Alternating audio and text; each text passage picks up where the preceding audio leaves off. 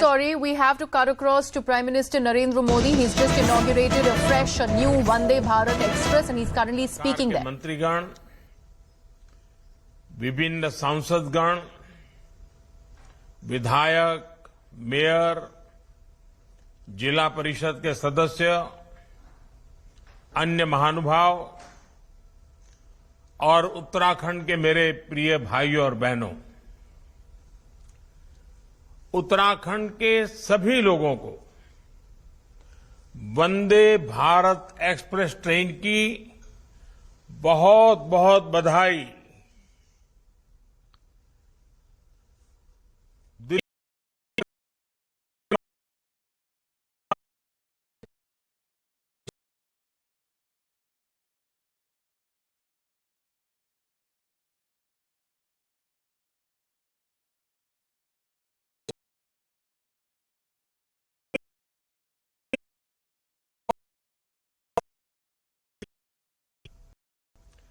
वंदे भारत से दिल्ली देहरादून के बीच रेल सफर में अब समय भी काफी कम हो जाएगा। इस ट्रेन की गति तो अपनी जगह है ही, जो सुविधाएं हैं वो भी सफर को आनंददायक बनाने वाली है। साथियों, मैं अभी कुछ घंटे पहले ही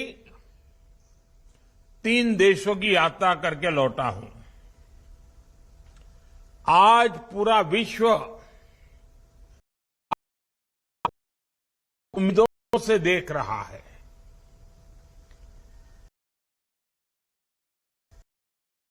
हम भारत के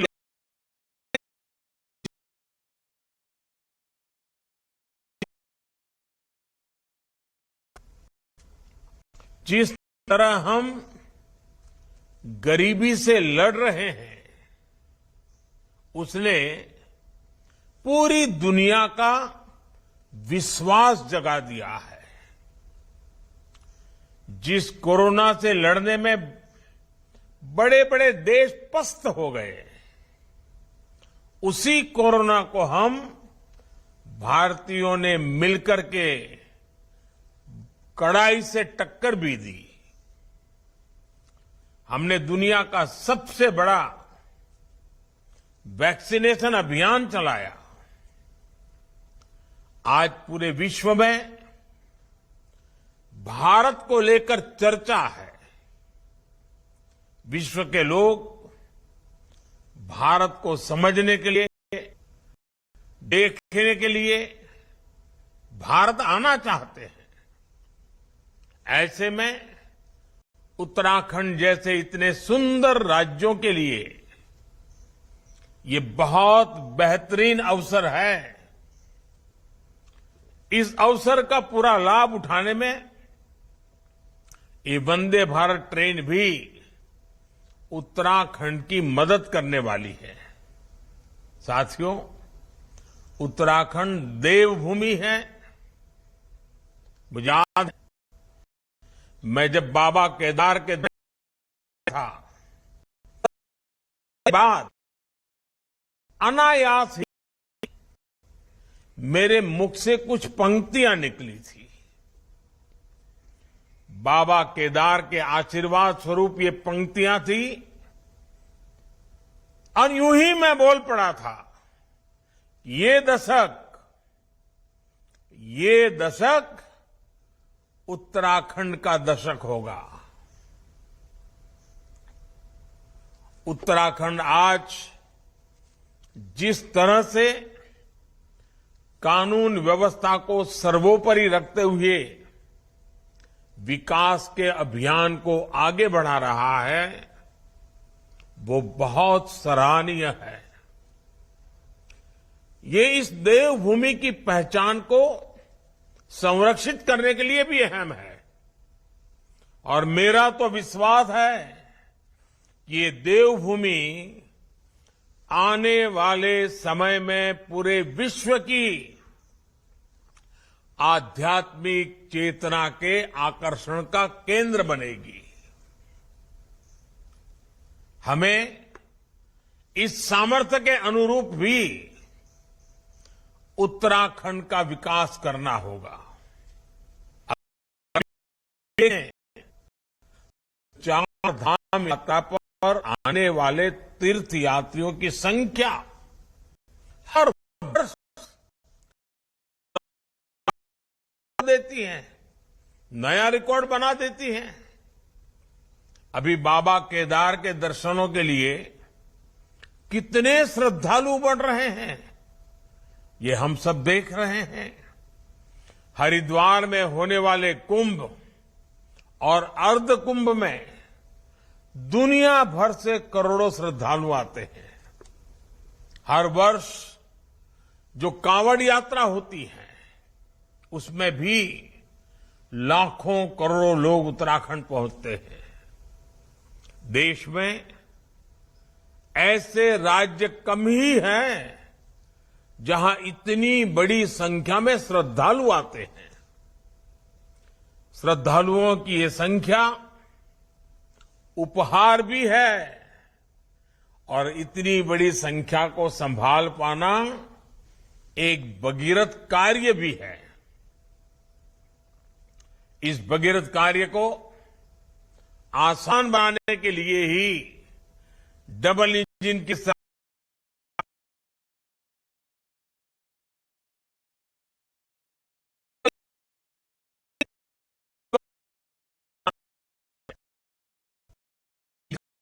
का जोर विकास के नवरत्नों पर है। पहला रत्न केदारनाथ बद्रीनाथ धाम में 1300 करोड़ रुपए से पुनर्निर्माण का कार्य। दूसरा रत्न 2500 करोड़ रुपए की लागत से गौरीकुंड, केदारनाथ और गोविंद घाट हेमकुंड साहब रोपवे का कार्य।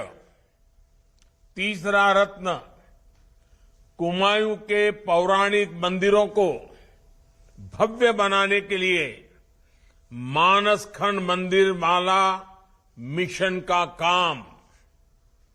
चौथा रत्न पूरे राज्य में होम स्टे को बढ़ावा। मुझे बताया गया है कि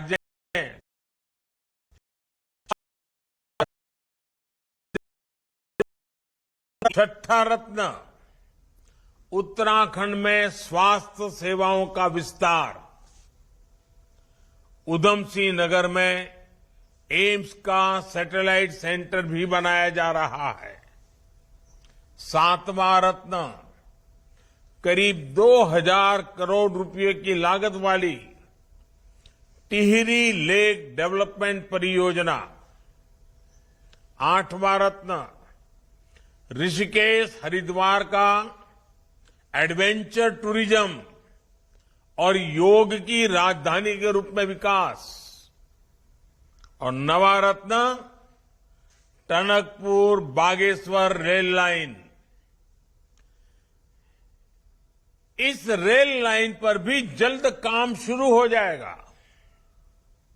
और आप लोगों ने एक कहावत सुनी होगी, सोने पर सुहागा।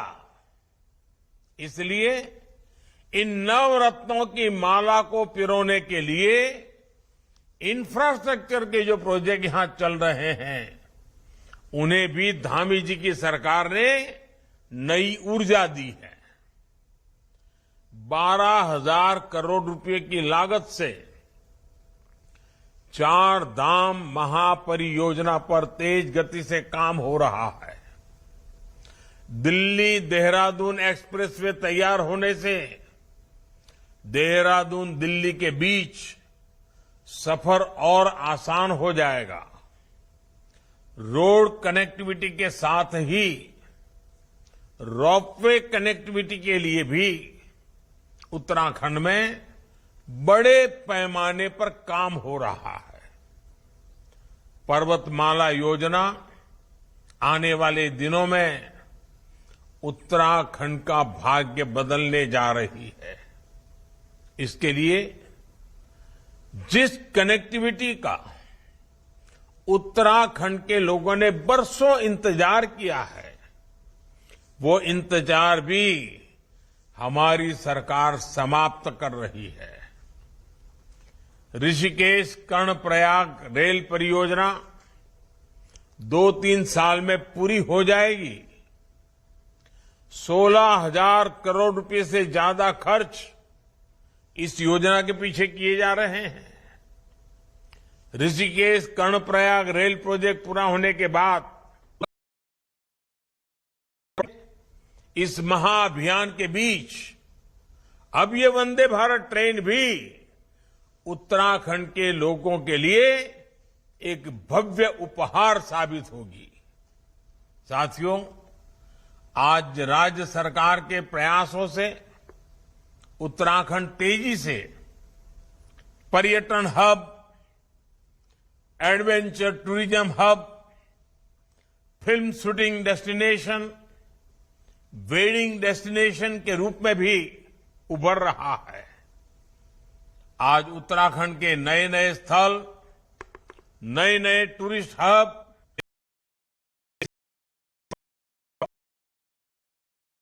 वंदे भारत ट्रेनें चलनी शुरू हो चुकी हैं।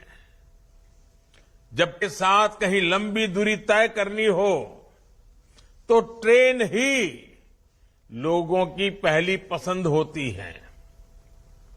ऐसे में अब वंदे भारत भारत के सामान्य परिवारों की पहली पसंद बनती जा रही है।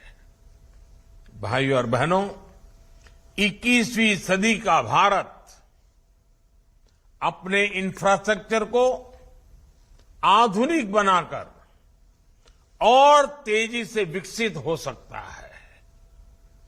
पहले लंबे समय तक जिन दलों की सरकारें रही, उन्होंने देश की इस जरूरत को कभी समझा ही नहीं। उन दलों का ध्यान घोटालों पर था, भ्रष्टाचार पर था, परिवारवाद के अंदर ही वो सिमटे हुए थे। परिवारवाद के बाहर निकलने के लिए उनके ताकत का ही विषय रहा नहीं था। भारत में हाई स्पीड ट्रेनों को लेकर भी पहले की सरकारों ने बड़े बड़े दावे किए। इन दावों में कई कई साल बीत गए। हाई स्पीड रेल तो छोड़िए, रेल नेटवर्क से मानव रहित फाटक तक हटा नहीं पाए थे। रेलवे के बिजलीकरण की स्थिति तो और भी गंभीर थी। 2014 तक देश के 1/3 रेल नेटवर्क का ही बिजलीकरण हो पाया था। 1/3। जब ये स्थिति हो तो तेजी से चलने वाली ट्रेन चलाने के बारे में सोचना भी असंभव था। साल 2014 के बाद हमने रेलवे को ट्रांसफॉर्म करने के लिए चौतरफा काम शुरू किया।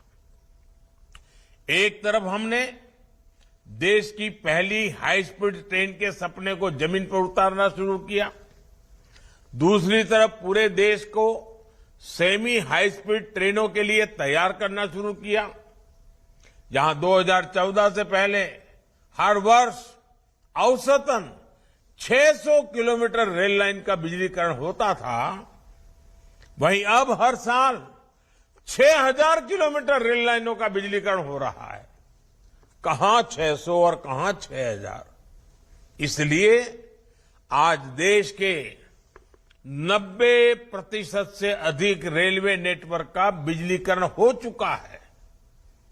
उत्तराखंड में तो पूरे रेल नेटवर्क का 100% बिजलीकरण हो चुका है।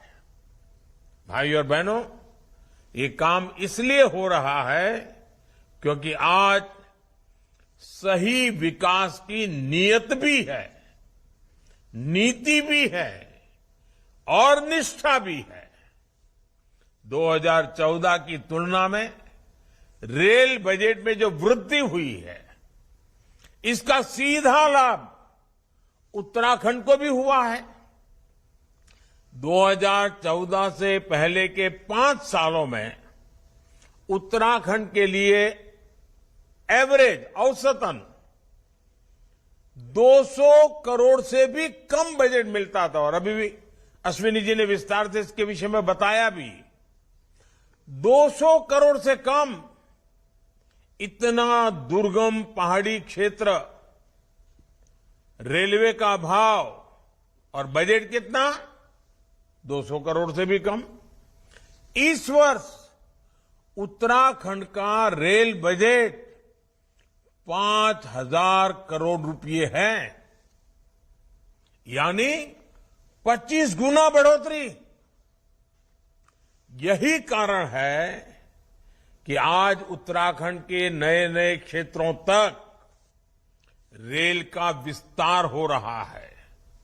रेलवे ही नहीं, बल्कि आधुनिक हाईवे का भी उत्तराखंड में अभूतपूर्व विस्तार हो रहा है। उत्तराखंड जैसे पहाड़ी प्रदेश के लिए ये कनेक्टिविटी कितनी जरूरी है, ये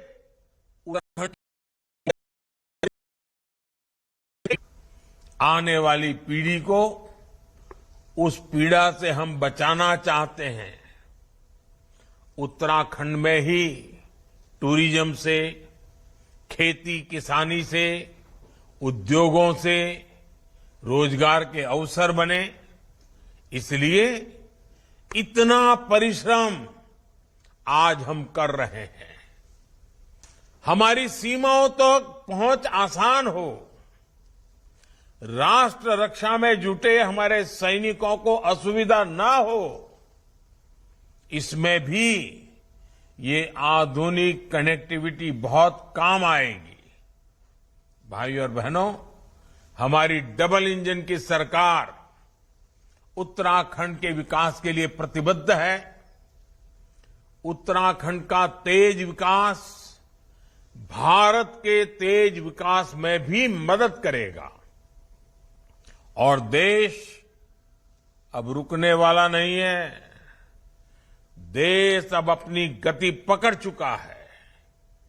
पूरा देश वंदे भारत की रफ्तार से आगे बढ़ रहा है और आगे ही बढ़ता जाएगा। एक बार फिर आप सभी को उत्तराखंड की पहली वंदे भारत एक्सप्रेस ट्रेन के लिए अनेक अनेक बधाई, बहुत बहुत शुभकामनाएं। और इन दिनों तो बाबा केदार के चरणों में, बद्री विशाल के चरणों में, यमुनोत्री गंगोत्री के चरणों में बहुत तेजी से देश भर के लोग आ रहे हैं। उसी समय वंदे भारत एक्सप्रेस का पहुंचना, ये उनके लिए भी बड़ा सुखद अनुभव होगा। मैं फिर एक बार बाबा केदार के चरणों में प्रणाम करते हुए, देवभूमि को नमन करते हुए आप सबको बहुत बहुत शुभकामनाएं देता हूं। धन्यवाद। धन्यवाद। परम आदरणीय माननीय प्रधानमंत्री जी, आपके Uttarakhand gets its first Vande Bharat Express, and that was the Prime Minister inaugurating it.